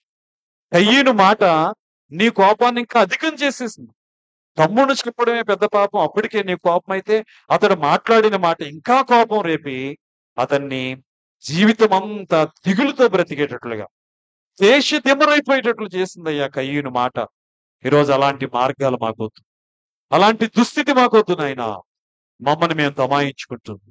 మా మాటలలో నీ వాక్యం కనబడాలి, నీ చిత్తం కనబడాలి, నీ ప్రేమ కనబడాలి, నీ సమాధానం కనబడాలి. అటు విలువైన మాటలు మాకిచ్చి మహిమను పొందమని, మాటలలో ఉన్న దోషమును మన్నించి మమ్మల్ని అందరినీ దిద్దుచున్న యేసు స్వామి పరిశుద్ధ నామములో వేడుకొనుచున్నాం మా పరమ తండ్రి. ఆమేన్, ఆమేన్, ఆమేన్. మూడోసారి అన్నంత సౌండ్ మొదటిసారి ఎందుకు రాలేదు చెప్పండి అమ్మా ఒకసారి. 3 సార్లు ఆమేన్ అన్నారు. 3 సార్లు ఒకేలాగా అన్నారా మీరు? మొదటి మారు తక్కువ, తర్వాత కొంచెం, తర్వాత పెంచారు. అంటే నేను చేసిన ప్రార్థన, నేను చెప్పిన వాక్యం మీలో కొంతమందికి నచ్చలేదు మాట. నచ్చితే ప్రార్థన చేసిన తర్వాత ముగించినప్పుడు యేసునామములో అడుగుతున్నాం తండ్రి అంటే ఏమనాలి? ప్రతి వారం చెప్పడమే. ఆమెన్ అనే 3 అక్షరాలు పలకడం మీకు కష్టమైతే గంట సేపు వాక్యం చెప్పాను. ఇక్కడే కాదు, మల్లవరంలో గంట చెప్పాను, మల్లేపల్లిలో గంట చెప్పాను, ఇదో గంట. అంటే 3 గంటలు చెప్పిన నా స్వరమైనా వచ్చింది కానీ 3 మాటలు కూడా కాదు, 3 అక్షరాలండి. ఆమెన్ అనే మాట ఎన్ని అక్షరాలు? మరి ఆ 3 అక్షరాలు కూడా మీరు గట్టిగా చెప్పలేకపోతే ఏంటి ప్రయోజనం చెప్పండి? దేవుడి మాటలన్నీ దీవించును గాక. ఇలా ఉండాలి సౌండ్ అంటే. అర్థమైందా? సరే మంచిదండి. సరే అలాగే నిలిచి ఉండండి ప్రియులారా. ఇంతవరకు దేవుని వాక్యం విన్న మనం